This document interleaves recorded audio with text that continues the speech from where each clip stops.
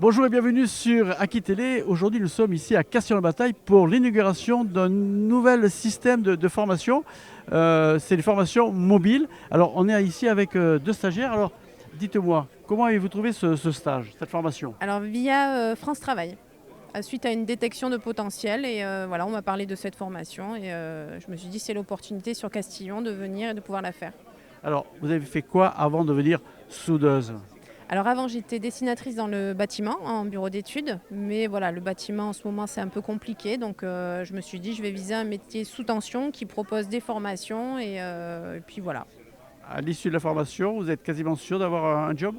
Oui, quasiment. Oui, oui. Je pense on va trouver pas mal d'opportunités. Alors moi, c'est un peu spécifique ce que je veux faire, mais voilà, je pense trouver quand même, quoi qu'il arrive. Vous voulez faire quoi? Travailler sur les robots de soudure. Voilà. Et il y a des entreprises ici en local? Alors dans le coin, il va y avoir Fautra bientôt c'est une entreprise voilà, qui va recevoir notamment un robot de soudure dans pas très longtemps. Donc Alors, votre collègue, comment vous avez trouvé ce stage? Alors, Rapprochez-vous un peu. alors moi je suis en reconversion, je faisais un autre métier avant. Je faisais du bâtiment aussi, j'étais maître d'œuvre, donc un métier totalement à l'écart de ça. Et puis c'est depuis très longtemps, c'est un hobby en fait. Et c'est un hobby que je veux transformer en métier, parce que moi mon but c'est pas d'aller travailler chez quelqu'un, c'est de créer mon travail, mon emploi. Donc là, vous, le débouché est tout trouvé. Oui, déboucher, il faut se former pour après se lancer. Ouais. Voilà. Pour la formation de soudure, vous allez prendre quel type de soudage? Moi j'aimerais bien avoir les trois, les trois qualifs. C'est le but, quoi. On en a deux qui sont pris en charge pour la région et une troisième qu'on peut payer nous. Et j'ai bien l'intention de présenter les trois. Voilà. Si j'en ai deux, j'en ai deux. Si j'en ai qu'une, j'en ai qu'une. Mais je compte bien avoir les trois. Voilà. Et après, je repars dans un autre cycle de formation parce que je ne vais pas apprendre le métier en 3 mois. Et après, plus une formation de chaudronnerie pour être vraiment adapté à ce que je veux faire. Plus de la serrurerie, chaudronnerie, etc.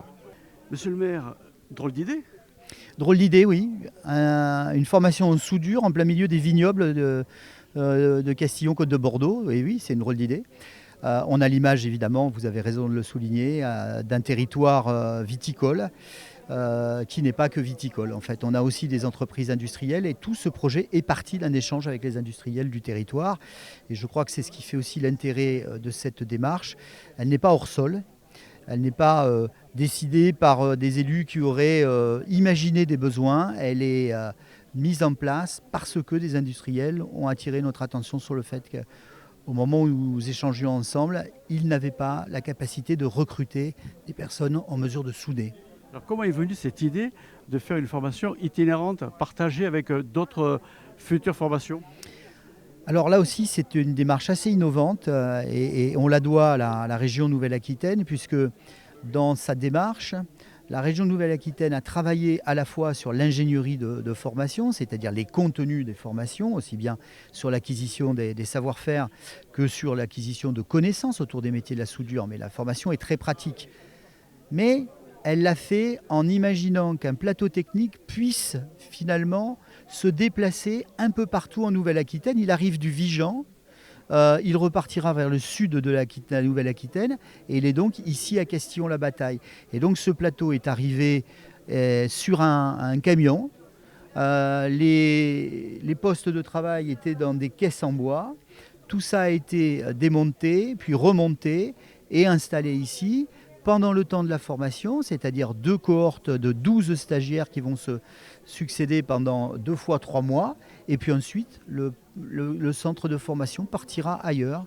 Et donc, il restera ici un grand local utile pour imaginer avec la région Nouvelle-Aquitaine d'autres types de formations qui pourraient faire écho à des besoins du territoire. Je crois que c'est vraiment quelque chose de très important. Pourquoi avoir choisi cette méthode et un peu expérimentale? Parce que nous avions imaginé au départ l'installation d'un plateau fixe et les coûts étaient à peu près d'1 million d'euros. Sans avoir la certitude derrière que nous aurions les stagiaires, parce que rien n'était acquis au moment où nous avons échangé. Et donc la démarche que nous avons mise en place, elle est à la fois agile, souple, adaptable et très respectueuse de l'efficience des budgets publics. Vous savez que par les temps qui courent, c'est quelque chose d'important.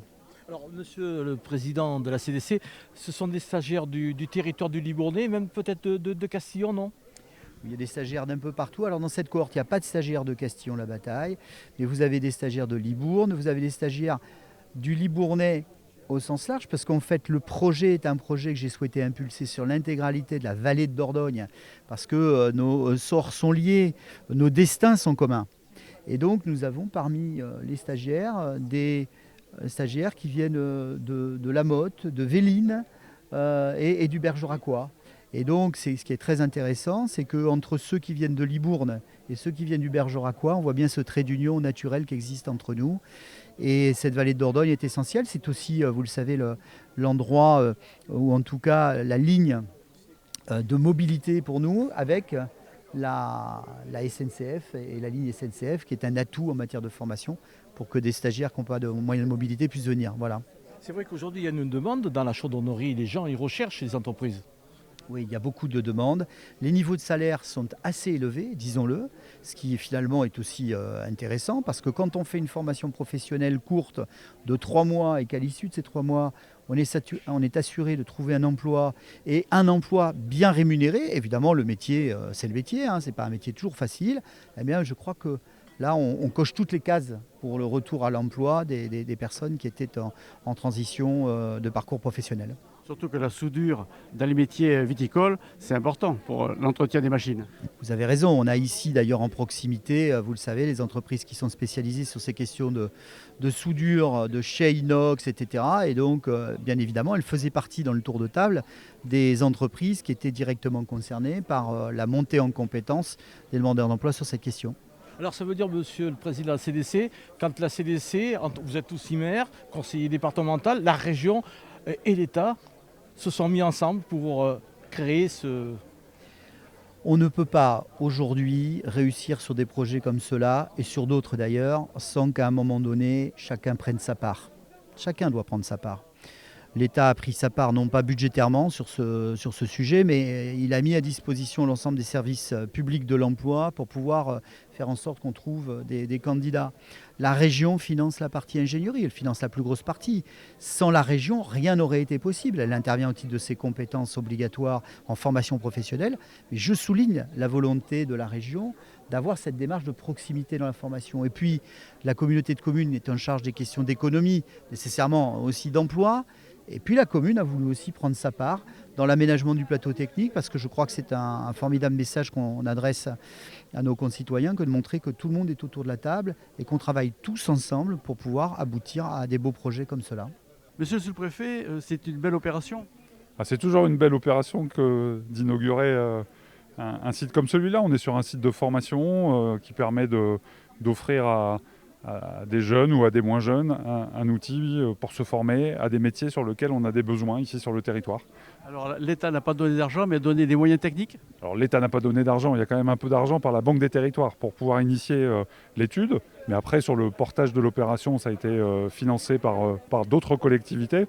En tout cas, c'est ce que je disais, c'est-à-dire c'est tout ce travail collectif qui fait qu'aujourd'hui, on a un résultat très intéressant qui permet de former 12 personnes sur cette première session, avec une volonté de former sur une autre session, et puis surtout d'offrir aux entreprises du territoire des gens qui sont formés et bien formés.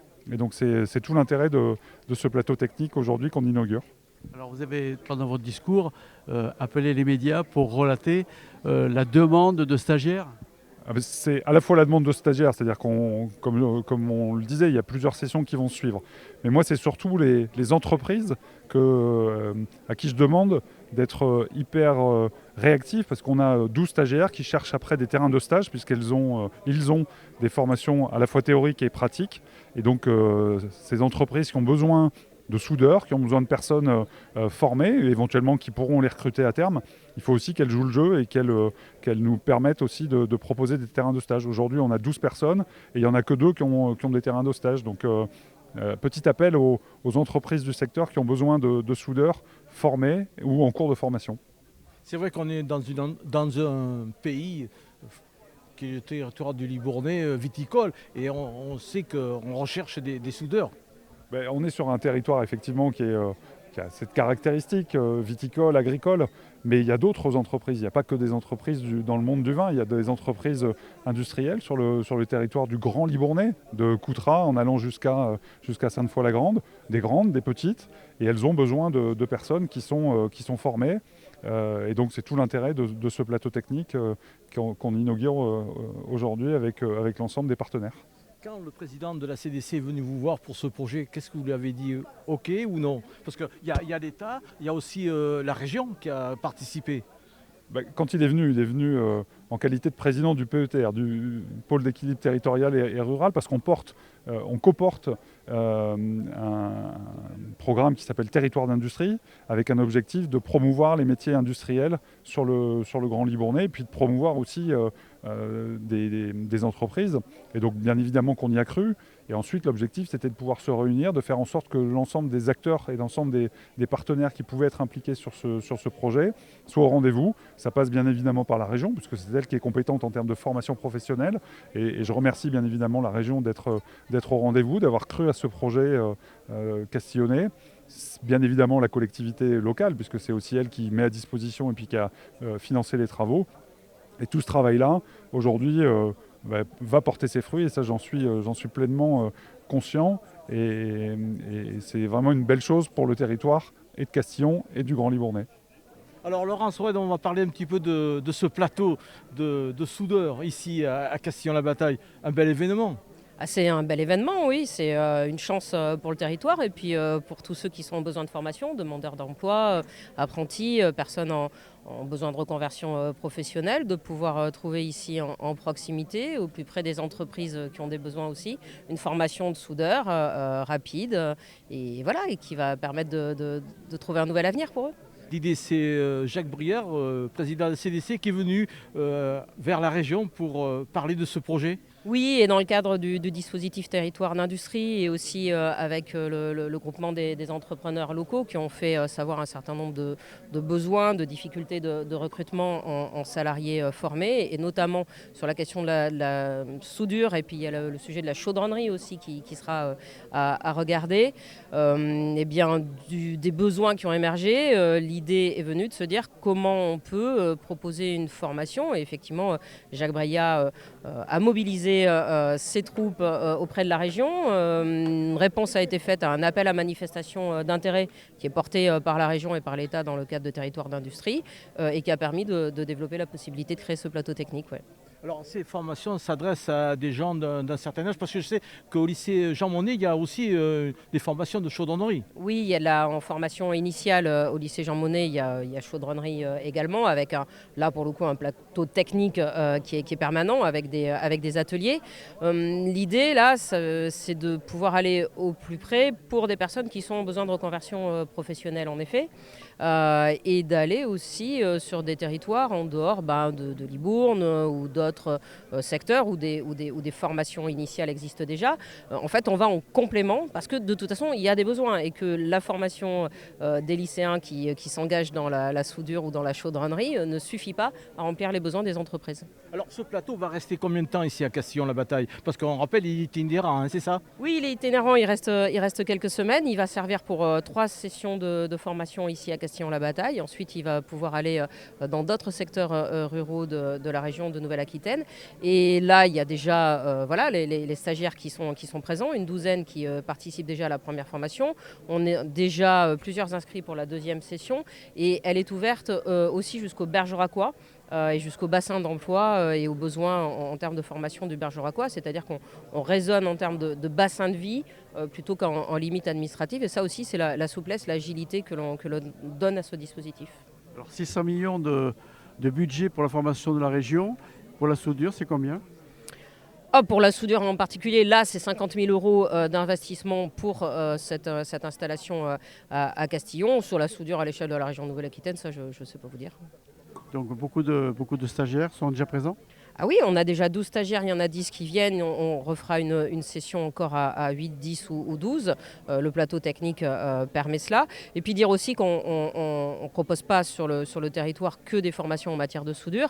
Il y a aussi des formations évidemment sur l'agriculture, la viticulture, sur les métiers du bâtiment, sur les métiers de la santé, du sanitaire et social, le commerce, le tertiaire. Enfin bref, on s'adapte évidemment aux besoins des entreprises. Alors, ce principe d'avoir une formation itinérante, est-ce que ça va donner des idées pour d'autres formations? Ah ben ça peut, voilà, il faut regarder. Alors il ne faut pas être hors sol, c'est-à-dire qu'évidemment, il faut regarder. Et c'est pour ça que c'était ça qui était bien dans la démarche, c'est-à-dire qu'on part de la réalité des besoins des entreprises ou des employeurs de façon générale. Ça peut aussi être des employeurs publics, évidemment. Et donc oui, on va regarder. Il y a d'autres dispositifs de plateaux techniques itinérants qui existent en Nouvelle-Aquitaine. Je le disais, sur la chaudronnerie, il peut y avoir des besoins aussi. Enfin voilà, on va regarder. Voilà, ainsi se termine ce reportage ici à Castillon-la-Bataille pour cet espace de formation itinérant. C'est très très très nouveau comme dispositif. Eh bien, la région nous a dit tout à l'heure qu'il y en aurait sûrement d'autres. À très bientôt sur Aquitélé. Portez-vous bien.